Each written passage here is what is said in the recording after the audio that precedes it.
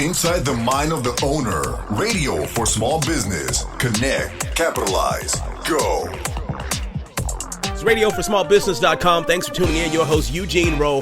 This guest, her business has satisfied thousands upon tens of thousands of happy taste buds. It's Dollop Gourmet. You may have seen her on ABC Shark Tank. You've probably seen her online. They got a huge presence. Heather Saffer, welcome to radioforsmallbusiness.com. Thank you so much for having me. Awesome. Well, thank you. So tell us a little bit about your background and, about your personal background and how you came to even look for business. I started a business for the first time back in 2009. I was almost done with my psychology degree. I was 6 credits shy and decided that I was going to stop going to college.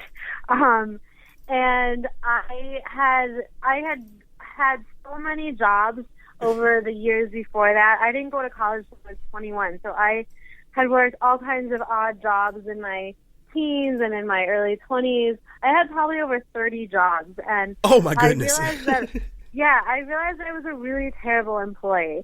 So I was great at the interview process. I was really great at getting jobs, but I was really bad at keeping jobs. So that's characteristic of a lot of entrepreneurs and business owners. You got to tell us, what were some of the things that would just set it off the rails with your employer?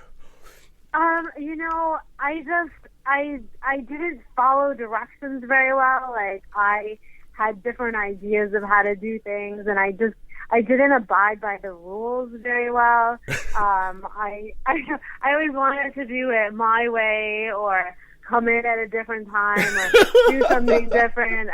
I mean, the worst one I remember probably of getting fired is that I worked at a coffee shop. It was also a cafe, and I was hired as the barista, someone to make the coffee. And I was excited about that. I had worked at coffee shops before, and I liked making coffee drinks. And then one day the manager asked me to go in the back and help with the dishes, the lunch dishes. Oh, man. And I told him that was not in my job description. And he told me that I could leave. And so, wow. So I left. I was like, I'm not here to wash dishes. I'm leaving anyway. So now that's a true entrepreneur's attitude, right? You're going to tell the boss what you're not going to do, right? So, so what's the mindset when you walk out? And you don't have to get too detailed, but when you're walking out, are you like, forget him, I'm going to be richer than him anyway, or what are you thinking when you walk out? I honestly, I think I was just thinking, screw that, I'm not doing people's lunch dishes because I can find another job. Like, I knew I was really good at getting jobs, so it didn't, and these weren't like, crazy jobs that I was striving for. So right. I knew that I could get another job. So let me ask this, right? Because sometimes for people who are bootstrapping their own venture from home, a good steady job, or at least a new job when they need one, can help fund their business. Did any of your 30 jobs help fund, or start up your current business? I definitely saved money when I was working at all these jobs. I've never been one to be that much of a spender. I don't really like material things that much. I don't like clutter, so I don't like my home to be full of things. So I think that helped me, that I was able to save money, and it wasn't a huge effort to save money. Right. I liked watching my bank account grow. Oh, yeah. So that definitely helped me. It's not like I didn't save like hundreds of thousands of dollars or anything. Right, but it was something to get you started. Yeah, it definitely helped get me started, the fact that I could save money. Since, raising capital, or at least being able to start the business up with some type of funds is a major component. Let's talk about 2 different areas, raising it like from a job and then raising it with venture capitalists. So raising it from a job, since you're so great at getting a job, what are a couple tips that you would give entrepreneurs, to say when they know they're going to leave a job, but they need one to fund their business? I would say if you're enjoying the job you're doing and you have a business idea, like, keep doing the job you're doing as long as you have time to grow your business idea and start and kind of get it off the ground. There's no harm in that. Like, I was working at a car dealership, and I would go home and teach myself how to bake. So I didn't actually quit my job until I kind of got a little bit of traction. Okay. And knew that I was going to start this business, and I could, start at least getting a little money in. Like you do have to cut back on the way you live. If you're used to like buying extravagant things, it's going to be a little more difficult for you. Right. Because, if you're not going to invest it in your business, I mean, who else is going to look at your expenditures and invest in your business, right? So, right, exactly. So now let's go to the other phase, right?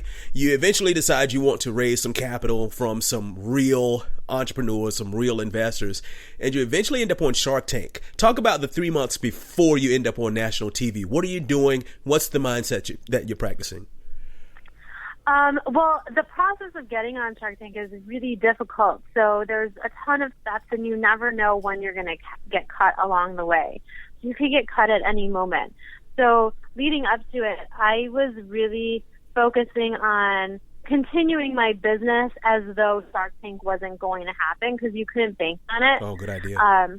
And then also practicing my pitch, because that's the main part of being on Shark Tank. You got to get your pitch down, and you got to really nail it. There's no do-over. So once you walk in the tank and you start talking, like, that's it. There's no cut, stop, or edit, I messed up, none of that. So you really need to nail that. As a viewer, we see the edited, really great-looking final product, but I've heard sometimes it takes up to 2 hours, and it's sometimes real sweating and real nervousness. Is that right? Yeah, I mean, it does. I was in the tank for, I think, about 45 minutes.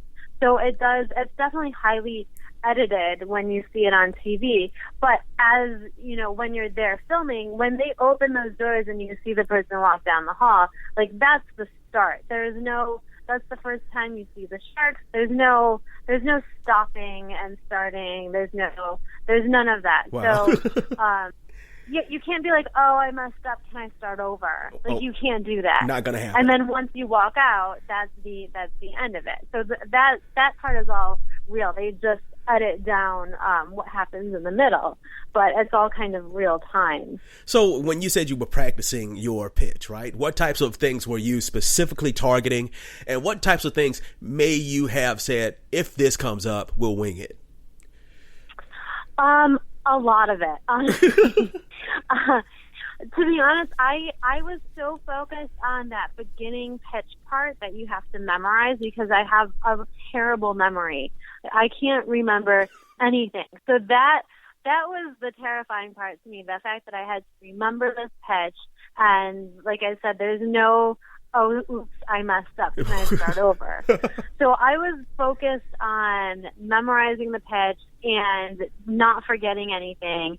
And then when you get to the Q&A part, I mean, I'm a sole business owner. Like, I've done every single aspect and part of my business. So I was pretty confident that I knew my numbers, and I kind of, nailed down the bullet points. But I was confident that no matter what they asked me, wow, I would have an answer to, because I knew my business. I mean, no one else was helping my business. I didn't have a partner or anything. So I knew every single thing about my business.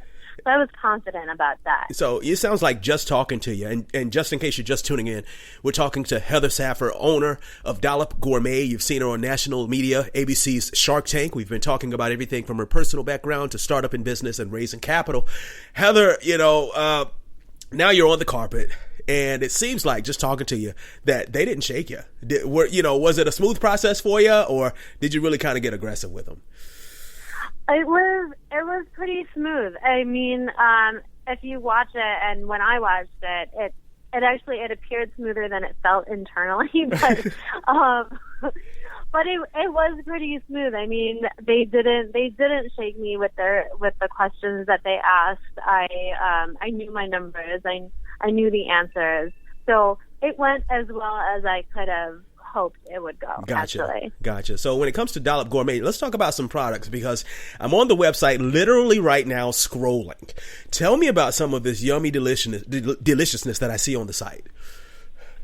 Yeah, so it's an all-natural frosting it's gluten-free, vegan, non-GMO. It's got half as much sugar as conventional frostings. So it's the healthiest version of a frosting that's out there. We took out all the preservatives, the chemicals, all the junk that's in frosting, and it tastes better too. And there's 4 different flavors: hot chocolate, Madagascar vanilla, peanut butter cookie dough, and sea salted caramel. Wow. And it's not just a frosting. You can put it on anything. It goes really well with fruit and pretzels and crackers and all kinds of things. Wow. So, I mean, taking samples like that into the Shark Tank. I don't remember, if you got a deal. Did you get a deal? Did you not get a deal? Not that it matters, but did you get one? I did. I got 2 offers. I got an offer from Kevin O'Leary and an offer from Barbara Corcoran, and I negotiated a little bit and wound up accepting the deal from Barbara Corcoran. Wow. So pretty awesome. Just like that, man. Just in case you're just tuning in, we're talking to Heather Saffer, owner of Dollop Gourmet. Wonderful young lady. Heather, why don't you tell the listeners how they can find out more about Dollop Gourmet? Yeah, sure. They can go to my website, dollopgourmet.com. I'm on all social media, Pinterest, Instagram, Twitter, Facebook as Dollop Gourmet. Awesome. Heather Saffer, thanks for taking your time out on radioforsmallbusiness.com. Thank you for having me. Connect, capitalize, go.